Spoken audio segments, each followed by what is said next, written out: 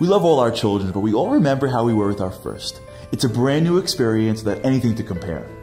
When I first held my son in the hospital, I was determined to be the best dad ever, always. I remember the time I took my son to the doctor alone. He was around 8 months old. My wife was busy. I went myself. Of course, he fell asleep in the car. He woke up, looked at me, and smiled. And then he looked around. Wait a second. Where am I? Am I in the doctor's office? He didn't say that, but he was thinking it. Hey, Dad, look at me. What's going on? The doctor's office? The nurse came in and yelled, Harary, Dad. No, wait. Daddy. Now it's all-out war. He knows what's happening next. He starts to whimper and then cry, and then his nemesis walks in, the man in the white coat. He starts to scream for help, for someone, anyone to save him. He gives me a look mid-scream, and I can swear he was thinking, and you call yourself my dad? I trusted you. We had a thing. I thought we were going to have the best time together always. Instead, you take me to this butcher who's going to stab me with that long needle? I felt horrible. I tried to explain, no, you don't get it. It's good for you. The doctor's going to give you medicine so you don't get sick. The doctor looked at me like I was insane. My son went nuts. I had to hold him down so the doctor can give him the shot. And then something amazing happened. As soon as the doctor finished, my boy broke free, jumped into my arms, tucked his head into my chest, and cried until the pain went away.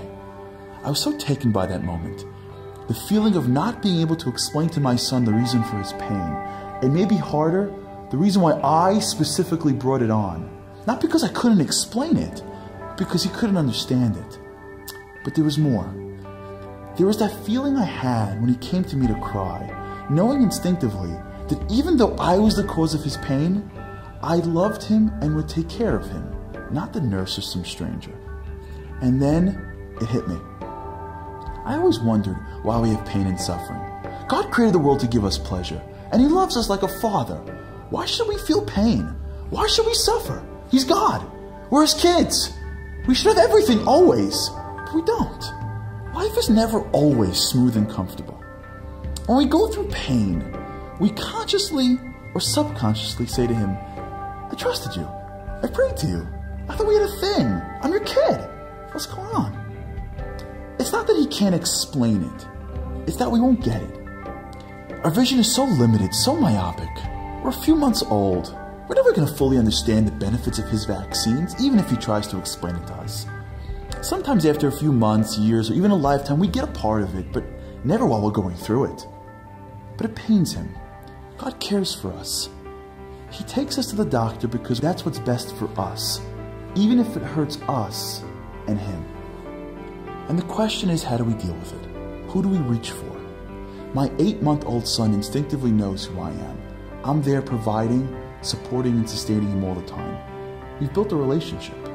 And God's the same. God says, look at my track record. I created you. I sustain you. I gave you a body with 1,000,000 parts that all work together every second to keep you alive.